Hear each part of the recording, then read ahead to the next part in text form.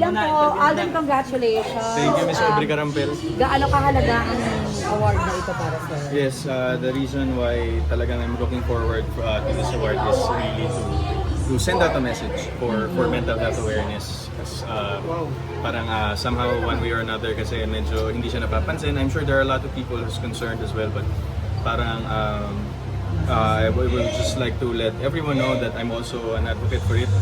Parang self-proclaimed advocate for mental health awareness because I know growing up in on a household where you know my mom also experienced such issues and problems with regards to mental health.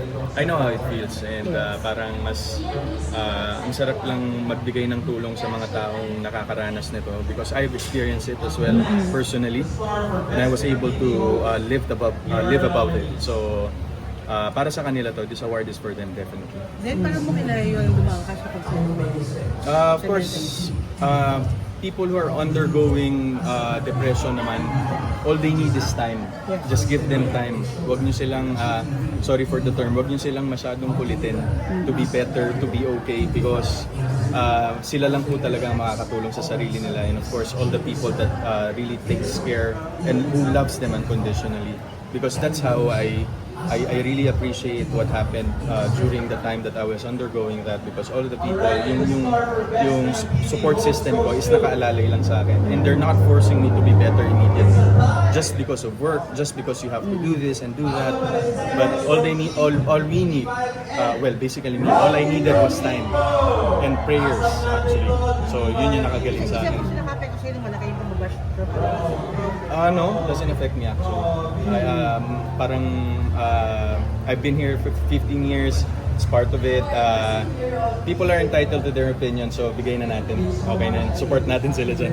What have you been doing to take care of your mental health? Cycling po actually. Cycling is really important to me right now and I still make it to a point to do it every day as much as I can before work. Laking tulong. Parang bagong outlet ko siya. Ano yung pinakamahabang na cycle? 106 kilometers. From Pasig to Pililla, Rizal. Seryoso. Ano sunod-sunod yung mga awards mo? What gives you pride? It's the purpose, Shanas. It's the purpose that I have in this lifetime and in this career that I have. For me, hindi na siya about fame, hindi na siya about money. Ano ba yung pwede kong may contribute dito sa industriya kung nasan ako, minahal ko at minahal ako ng industry natin. Ano ba yung pwede kong maibalik? So I think that's the reason why I wake up every day. That's the reason why ang dami kong gustong gawin in terms of helping and giving back to the industry. And siyempre yung mga nangangailangan din ng tulong, gusto nating bigyan sila ng pansin most of the time. And napupuri ka Alden because of your gratefulness na hindi ka nakakalimot. Di ba? Yes, Kilala ka yes. ng mga tao sa ganyan. Opo, sana maging inspiration din siya, especially to the new ones. Na it's not about how good you are, it's not about your looks, it's not about your fame, it's not about your talent, it's about who you are as a person. I think they should remember that. I think isa yun sa mga bagay na kailangan nilang i-consider because this industry is good, but sometimes unfair at the same time. So you gotta leave a good mark to the people who you meet. So it's always about who you are and dapat grounded lagi, humble lagi, mabait lagi. So anong naging reaction mo nung in-honor ka ni May Mendoza din sa pag-start ng game? I don't wanna comment on that issue po. Sorry, Miss Janice. Respect na lang. Alden, how do you set your boundaries? Right now, because I underwent depression, mas kumapal siya. I don't let anyone in instantly. Parang yung things before na parang madali ako magtiwala is hindi na siya ganun ngayon. I keep my circle small. Paliit siya ng paliit as I grow old. So, isa yun sa mga protections ko and safeguards ko for me to be able not to experience all the bad things I've experienced in the past. Sorry, pahabol pa pala. What's in store pa for Miriam aside from the the courtroom drama.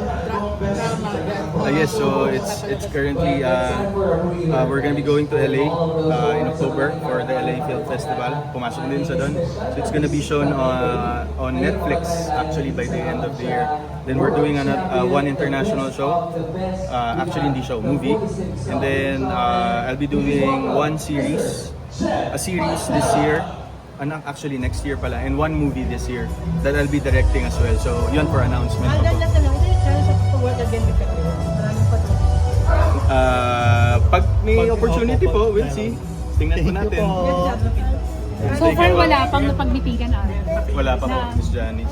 Ayun, kasi talaga.